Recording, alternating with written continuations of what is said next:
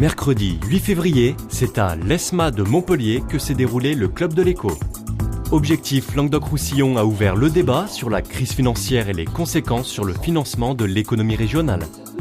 Un moment d'échange durant lequel 5 invités, Françoise Dumas, Bernard Fourcade, Roger Martineau, Elisabeth Violin et Thierry Armand ont fait part de leurs recherches et ont pu soumettre des solutions pour la région.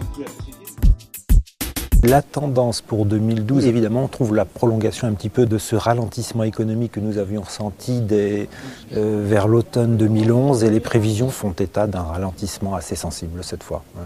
Donc a priori pas de récession, pas de baisse de chiffre d'affaires, à l'exception peut-être du secteur du bâtiment où on est vraiment autour du point zéro, mais des progressions assez limitées qui reflètent quand même le climat d'incertitude dans lequel nous sommes avec différents moteurs de la croissance comme la consommation, l'investissement qui pour le moment sont peut-être un petit peu grippés. Mais avec, pourquoi pas, des espoirs aussi de voir les choses au-delà des 2 premiers trimestres qui ne devraient pas être très très bons, les choses repartir à la hausse, pourquoi pas dans la seconde moitié de l'année.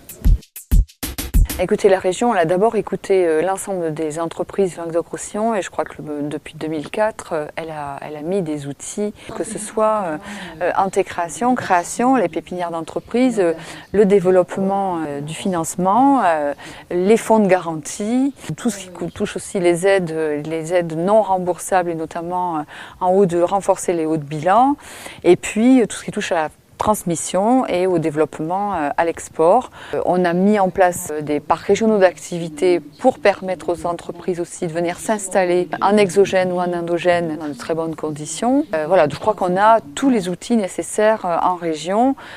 Certains sont innovants, on l'a fait aussi en lien avec l'Europe, on a notamment le fonds Jérémy et l'ensemble des autres partenaires. Voilà. Et les outils sont dupliqués et portés par les personnels des chambres consulaires, entre autres. Alors, il s'agit d'élargir la famille. Le dernier né est donc FSI Région. Et de rapprocher donc les capitaux des chefs d'entreprise. Parce que nous sommes là aussi dans une problématique de haut de bilan. Donc ouvrir le capital des entreprises, bon, ce n'est pas une action anodine, une démarche anodine.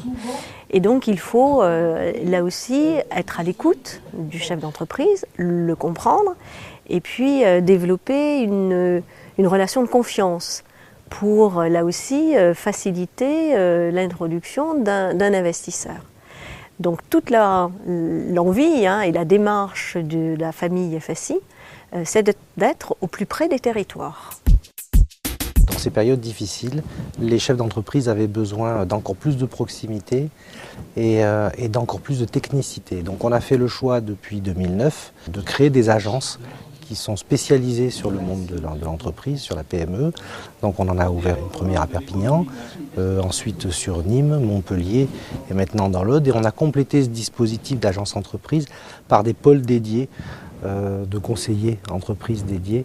Et parallèlement, en termes d'offres, on a choisi d'aller sur de l'innovation financière, comme le dispositif Jérémy, où on intervient dans le dispositif de garantie de prêt, ou sur le fonds régional photovoltaïque pour les financements des énergies renouvelables.